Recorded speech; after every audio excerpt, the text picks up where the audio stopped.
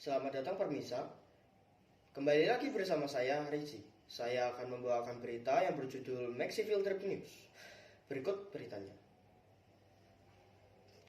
Tempat yang pertama kali kami datangi yaitu gedung KPK. KPK sendiri bertugas untuk memberantas tindak pidana korupsi melalui koordinasi, supervisi, monitoring, pencegahan, serta penindakan yang meliputi penyelidikan, dan penuntutan. Penyebab umum korupsi di Indonesia. Penyebab umum korupsi di Indonesia terdiri dari faktor internal, yaitu dalam diri, seperti keserakahan dan moral lemah, serta faktor eksternal, yaitu tentang lingkungan, seperti pengawasan minim dan penegakan hukum yang lemah. Lalu pencegahan korupsi di KPK di bidang pendidikan, KPK mencegah lahirnya koruptor dengan menanamkan nilai anti korupsi sejak dini, seperti kejujuran, tanggung jawab, dan integritas, melalui pendidikan anti korupsi di sekolah dan perguruan tinggi. Dari program ini, peserta didik dibiasakan untuk berintegritas sebelum terjun ke masyarakat dan dunia kerja. Bentuk anti korupsi oleh anak muda biasanya di kalangan muda yaitu terlibat mencontek atau memalsukan tugas, serta menyalahgunakan uang kegiatan kelas atau organisasi untuk kepentingan pribadi. Sebagai generasi muda bangsa kita harus menjadi generasi yang membangun, yang bertanggung jawab, jujur dalam hal kecil, kampanye digital, dan lain-lain.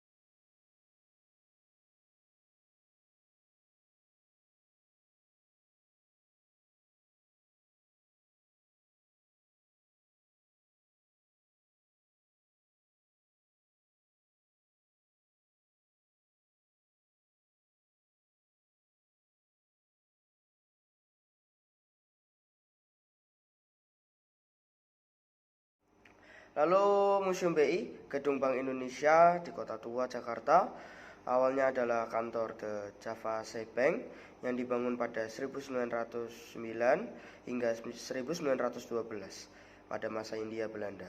Setelah dinasionalisasi, gedung ini menjadi Bank Indonesia pada 1953 dan sejak 2009 difungsikan sebagai Museum Bank Indonesia. Bank Indonesia sendiri sebagai bank sentral berperan menjaga kestabilan nilai rupiah dengan mengendalikan inflasi dan nilai tukar. BI menetapkan serta melaksanakan kebijakan moneter, mengatur dan menjaga kelancaran sistem pembayaran, serta turut menjaga stabilitas sistem keuangan bekerjasama dengan lembaga terkait. Uang pertama kali tidak berbentuk kertas, melainkan barang atau yang biasa disebut barter, seperti garam, kulit, kerang, dan logam. Koin logam pertama dibuat sekitar abad ke-7 SM di Lydia, Turki modern. Uang kertas pertama kali digunakan di Tiongkok pada masa dinasti Tang dan Song. Di Indonesia pernah beredar sebagai mata uang seperti gulden, rupiah ori, hingga rupiah modern. Uang bukan hanya alat tukar, tetapi juga simbol kekuasaan dan identitas negara.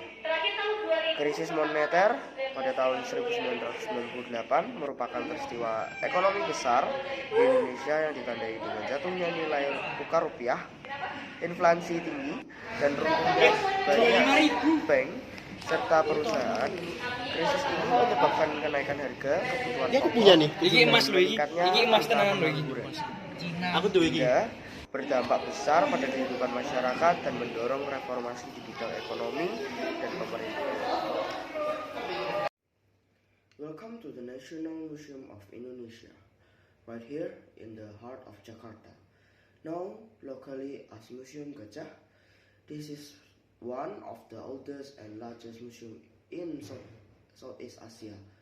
Step inside and you step back in the time. Indonesia has a rich history, and these stone statues tell stories from the ancient Hindu, Buddhist kingdoms of Java and Sumatra. But it is not just about stone. The museum holds a massive collection of gold, jewelry, and beautiful textiles from all across the thousands of islands in Indonesia.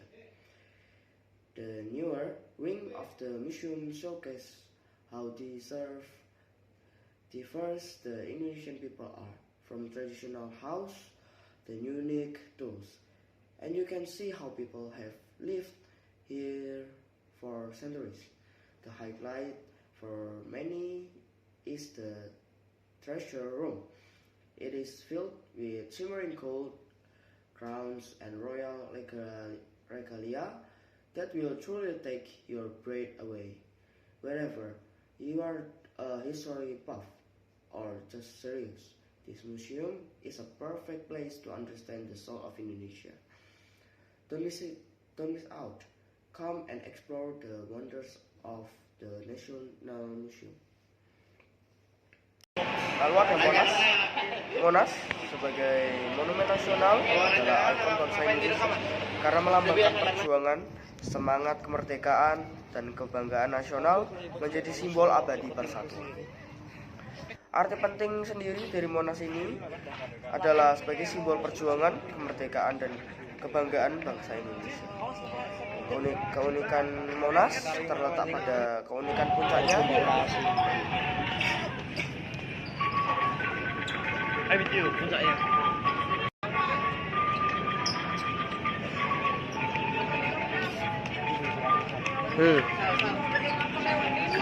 Ya udah mama suruh siapkan dulu.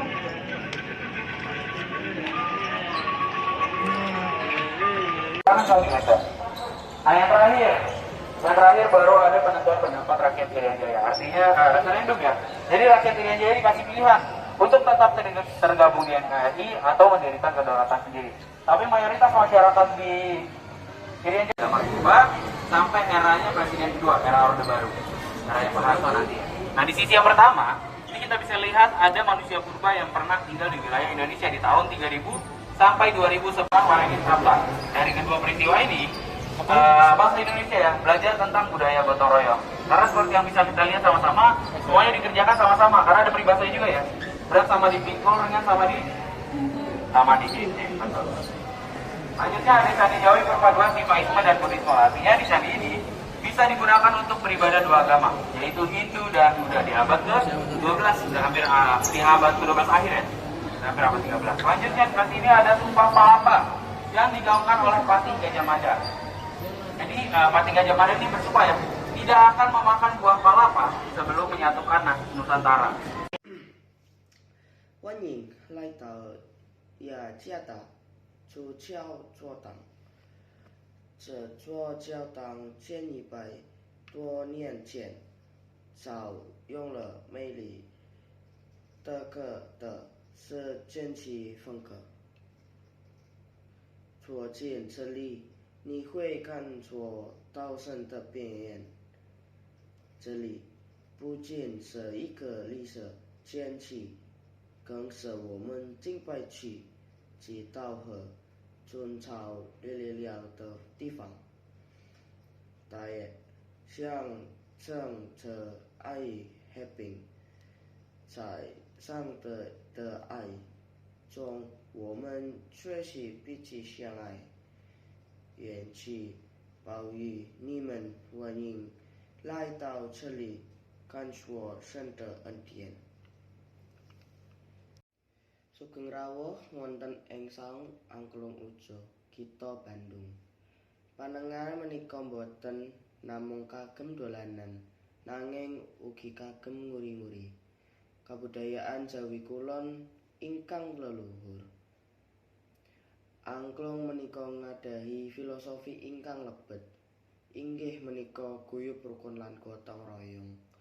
Saben pring ingkang dipun geyong ngasilake wonten ingkang selaras menika nggambarkan bilih prambenan saged dados kaendahan. Wonten mriki kita saged sinau bilih kabudayaan menika saged ngajiwaken manungsa saking pundi-pundi papan. Monggo sesarengan kita njagi warisan leluhur menika. Matur nuwun. Sekian berita yang sudah saya sampaikan. Stay tune untuk berita selanjutnya. Terima kasih.